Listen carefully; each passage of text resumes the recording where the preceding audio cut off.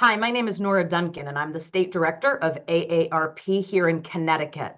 Based on new data, we have more than 772,000 family caregivers in Connecticut alone. AARP Connecticut is proud to stand with our family caregivers like Janet of East Haven.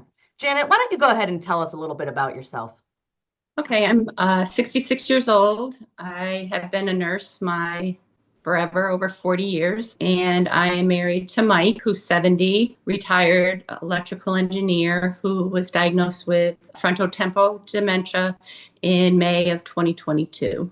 When did you and your family start to detect a change in Mike? Well, in hindsight, it was probably 2019 with increased anxiety and some apathy. But then, of course, COVID hit and it was just him and I. And so it really was over the fall and holidays of 2021. His best friend called me. His son reached out, like, I think something's wrong with my dad. He really thought it was maybe a brain tumor just because of his behavior. So Mike was scheduled to go to the doctors in January of 2022 and also agreed with some changes. So we started the testing, saw neurology. I retired from my school job as a nurse in April of 2022 as planned, and Mike got the official diagnosis in May of 2022. So you really had no time between your retirement and that diagnosis. So tell folks about the changes that you had to make in your lives to adjust to Mike's illness. So Mike had originally retired in June of 2021, and there was a lot of OCD things. He was walking between 5 and 10 miles a day. We ended up getting a tracker for him because he did go off course a couple times. Also reached out to the neighbors with a flyer just to introduce ourselves, because sometimes he would knock on their door for a tissue or a glass of water. And by then he was more nonverbal, so I didn't want anybody to be anxious about it. The plan was that I would continue to work per diem as an IV home infusion nurse, but I had to leave that by July. He would call me 15 times a day. I'd be with my patients and my phone would be going crazy. So I did officially retire. We did some traveling that year, and then everything, began to slow down at that time. He started to go to a day center in May of 2023 into 2024. My goal was that I kept him home the entire time. That was my ultimate goal as a caregiver. I'm a nurse.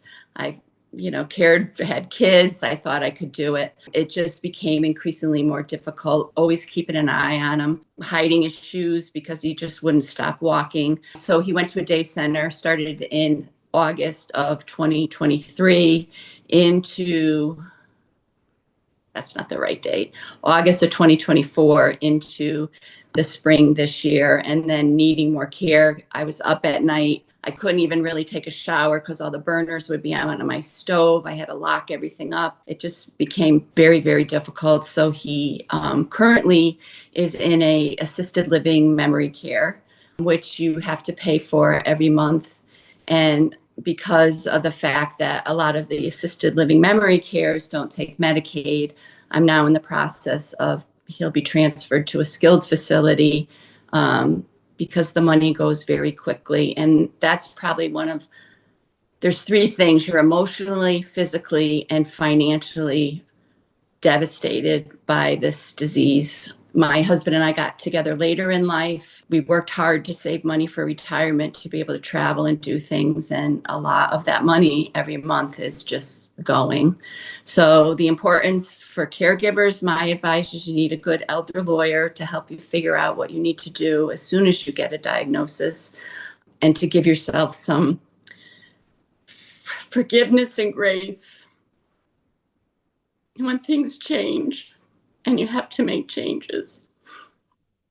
Obviously, this is all very emotional and draining, as you say, which is what so many family caregivers express. Financial burden, emotional burden, having to leave work, all of these are extraordinarily common. So while someone like you is unfortunately not an anomaly, but No. you're telling your story in a way that, really, I think helps other people identify that what they're going through is not independent of anyone else. You're not alone. I love that you got your neighbors involved in making sure that they understood what was going on with Mike. And so I think your advice of giving yourself grace and compassion is incredibly important. And I thank you for telling folks about that.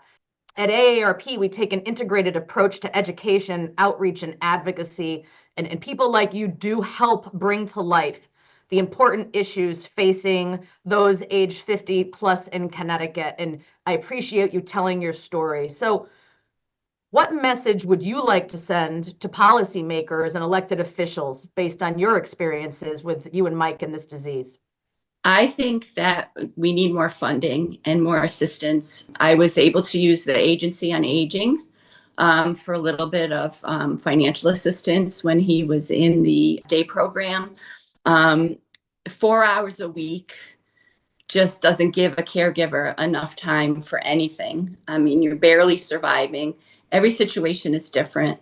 Also, I was able to get into the GUIDE program, which is run through, it's for the Medicare, Medicaid, and they give you 100 hours a year for respite care.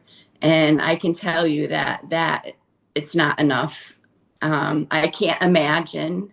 I mean, our children are all grown up. We have grandchildren, but I can't imagine being a woman with children, working, and trying to care for someone with the amount of care that it takes, because it's a progressive disease.